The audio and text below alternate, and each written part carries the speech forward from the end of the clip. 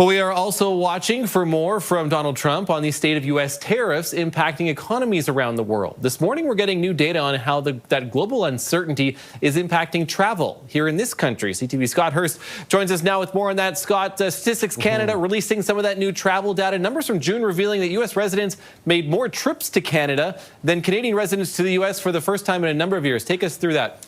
Yeah, good morning, Matt. And these numbers just out from Stats Canada really show that trend continuing, and just going by the numbers, potentially becoming even more pronounced. Canadians continue to shun the U.S., and for the second month in a row, more Americans have come north, but travel by Americans is also down slightly. Let's break down the numbers even further that really highlight the growing rift between the two countries, as many Canadians continue to avoid travel to the U.S., as our countries, of course, remain deadlocked in this trade and tariff battle. Compared to travel last year, it continues to plummet. In July, the number of Canadians returning home from the U.S. was down, as you see there, more than 32% from the previous summer. Let's start with the numbers, because numbers don't lie. Statistics Canada reported that in July, Canadians returning from the U.S. dropped by more than 32% compared to the previous summer. And when you break it down, it gets even worse. Short border shopping trips, those quick drives across to pick up groceries, gas, or household goods, fell by 35%. Air travel, the kind families take for vacations to Florida or California, plunged 16%. In total, 3.6 million fewer trips home were recorded compared to last year. Think about that for a moment. These aren't just statistics. They're families making choices. Every number in that report represents real people deciding to stay south of the border rather than return home. And that's not about leisure. That's survival. Because what they're finding when they stay in the U.S. is a reality Canadians are losing at home.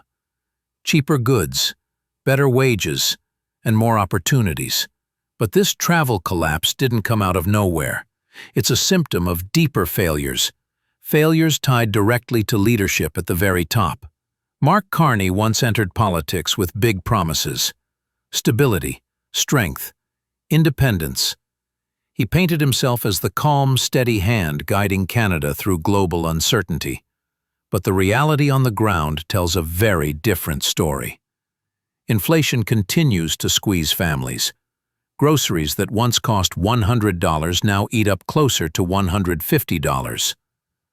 Public services are being slashed, hospitals stretched to the breaking point, food banks struggling to keep up with demand. Teachers' unions are striking, airline workers are demanding fair pay, and scandals ripple through industries once thought untouchable. And here's the kicker. Carney's much-hyped trade war with the U.S., his tariffs, his boycotts, were supposed to punish America. Instead, they backfired.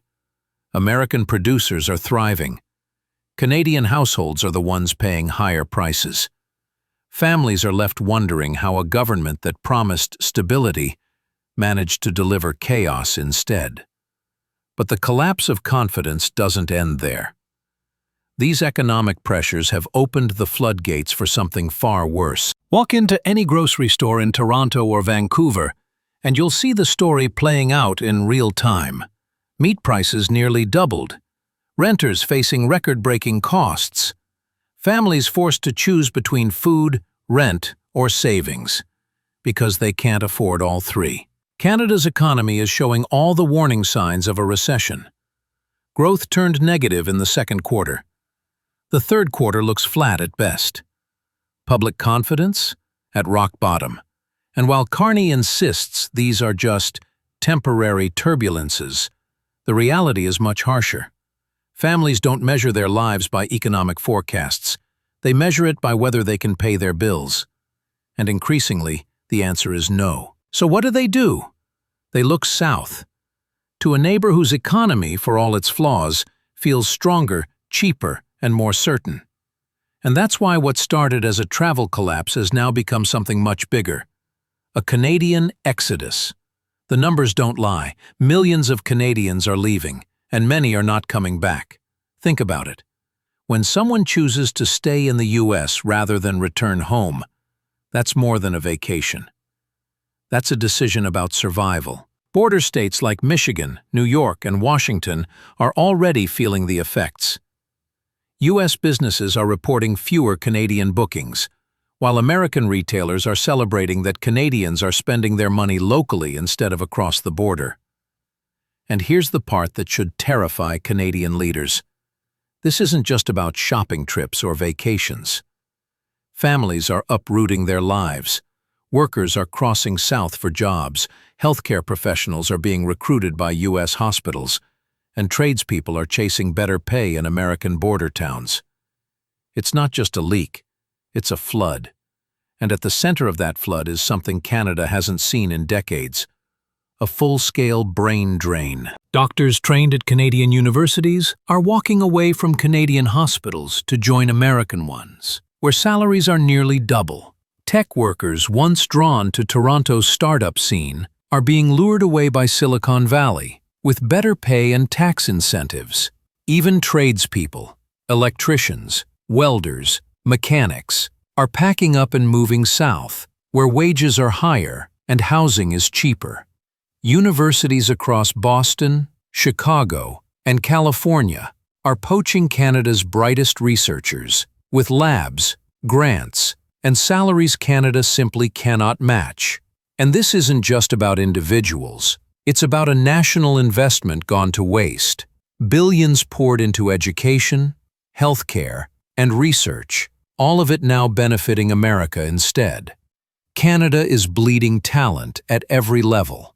Doctors, engineers, scientists, teachers. Each departure weakens Canada's future, while strengthening America's. But the story gets worse, because even the immigrants Canada fought so hard to attract are now turning away. Doctors trained at Canadian universities are walking away from Canadian hospitals, lead double. Tech workers once drawn to Toronto's startup scene are being lured away by Silicon Valley, with better pay and tax incentives. Even tradespeople, electricians, welders, mechanics, are packing up and moving south, where wages are higher and housing is cheaper. Universities across Boston, Chicago, and California are poaching Canada's brightest researchers, with labs, grants, and salaries Canada simply cannot match. And this isn't just about individuals. It's about a national investment gone to waste. Billions poured into education, healthcare, and research, all of it now benefiting America instead. Canada is bleeding talent at every level. Doctors, engineers, scientists, teachers. Each departure weakens Canada's future, while strengthening America's. But the story gets worse, because even the immigrants Canada fought so hard to attract are now turning away. Love him or hate him, Donald Trump projects strength. Jobs, factories, investments. America first. Investors see certainty in the U.S. economy. Companies are moving capital south, not north. Meanwhile, Carney clings to press conferences, blaming global turbulence and urging patience. It's no contest. Trump looks like a builder. Carney looks like a bureaucrat.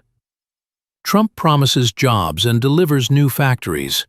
Carney promises stability and delivers strikes and food shortages. And Canadians see it. Families crossing the border see it. Every worker recruited by a U.S. hospital or a Silicon Valley startup sees it. And the verdict is clear. America is winning. Canada is losing. This isn't just about tourism numbers or shopping trips. It's about a country slowly unraveling at its core. Canada is losing its people, its workers, its talent, and its future. And the more families that leave, the more others follow. One doctor convinces another. One family encourages their friends.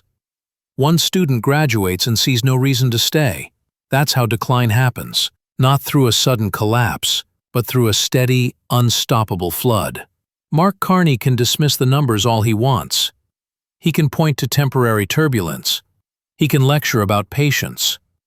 But Canadians don't need a press release to tell them what they already feel.